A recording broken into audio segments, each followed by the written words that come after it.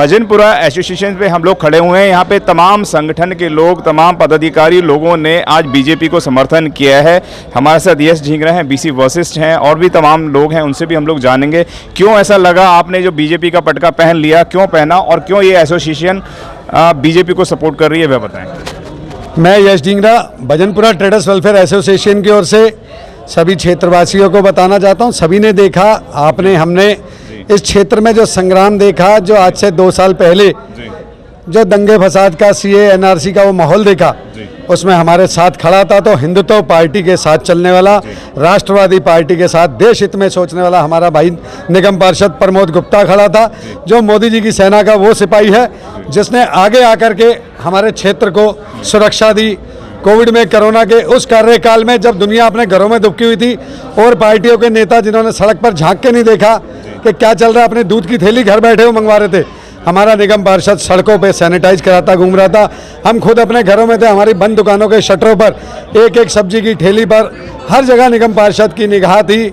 उन्होंने क्षेत्र की जिस तरह से सेवा की, इस क्षेत्र को जिस तरह से सुरक्षित रखा, आज भजनपुरा ट्रेडर्स वेलफेयर एसोसिएशन अपने निगम पार्षद को सैल्यूट करती है। मोदी जी की सेना के इस सिपाही को हम दोबारा से इस क्षेत्र में निगम के लिए चुनना चाहते हैं, इसलिए आज मार्केट एसोसिएशन द्वारा प्रमोद गुप्ता जी को यहाँ बुलाकर के नए प्रत्याशी के रूप में हमने सम्मानित किया है। जी, यूँ तो आरोप प्रत्यारोप दोनों पे लगते रहते हैं, लेकिन क्या फ़र्क है बीजेपी में और पार्टियों में, वह बताएं।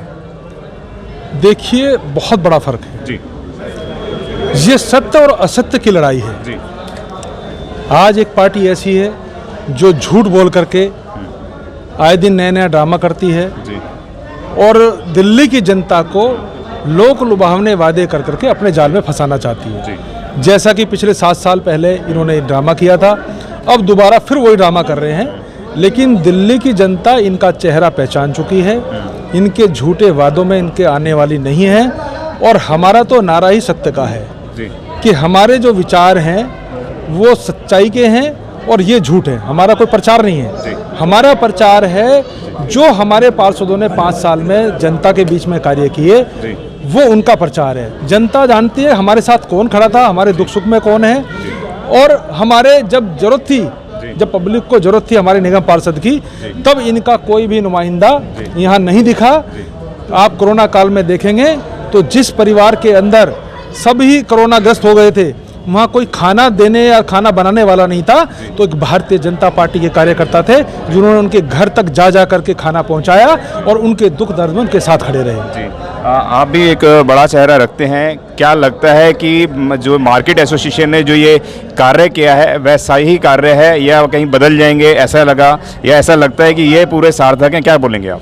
देखिए, भाई प्रमोद गुप्ता जी हमारे नेता या निगम पार्षद बाद में हैं, सबसे पहले वो हमारे व्यापारी भाई हैं और हमारा उनका जो संपर्क है अब से नहीं, बहुत सालों से है और सालों तक बना रहेगा।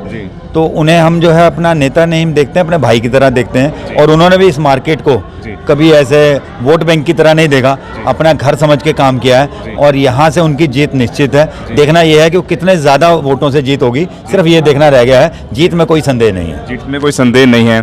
क्या लगता है, आप अपना नाम बताएं पहले तो। मुकेश कालरा, मैं कालरा पेंट से, भजनपुरा थाना रोड। मुकेश जी, क्या लगता है कि मतलब ये जो बीजेपी है ये सही कार्य कर पाएगी? जैसे 5 साल काम करा है निगम के अंदर, तो क्या बोलेंगे, मतलब आपको लगता है आपके नज़रिए से सही कार्य था, नहीं था, वह भी बताएं।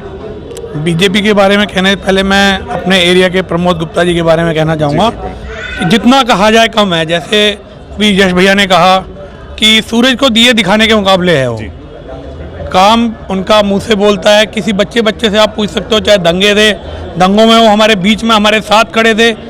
जो पत्थर पड़ रहे थे हम अपने ऊपर झेल रहे थे। मैं बीच में यही मार्केट में प्रेजेंट था उस टाइम, जिस टाइम दंगा शुरू हुआ।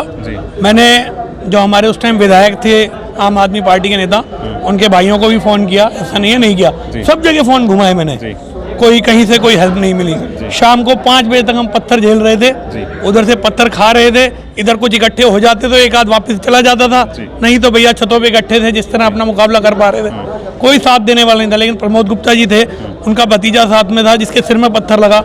हमारे यश भाई थे, हमारे सरला मेडिकल वाले थे जिनकी दुकान खुलवा के हमने लोगों की मरहम पट्टियाँ की, यहाँ पे एम्बुलेंस की व्यवस्था की। यश भैया के बेटे को हमने बुला के, मार्केट में डॉक्टर थे वो भींगा डॉक्टर, उनको बुला के लोगों की पट्टियाँ करवाई हमने। ये चीज़ें हमने अपनी आंखों से देखी हैं। अगर वो दिन हम लोग खड़े नहीं होते तो शायद आज भजनपुरा हम यहाँ बोल नहीं रहे होते। इन्होंने बताया प्रमोद गुप्ता जो कहने को तो एक सिर्फ निगम के अधिकारी हैं, यानी निगम के कर्मचारी हैं, लेकिन वह अपने आप को बेटा मानते हैं, यहाँ पे अपने आप का भाई मानते हैं। और तमाम जो ये एसोसिएशन के लोग हैं वह भी ये कहते हैं कि जो प्रमोद गुप्ता हैं एक अच्छे उद्योगपतियों में से भी आते हैं और एक समाज सेवी के रूप में भी आते हैं। तो उन्होंने कहा कि ये भाजपा बाद में होगी, लेकिन प्रमोद गुप्ता को सर्वप्रथम लेते हैं।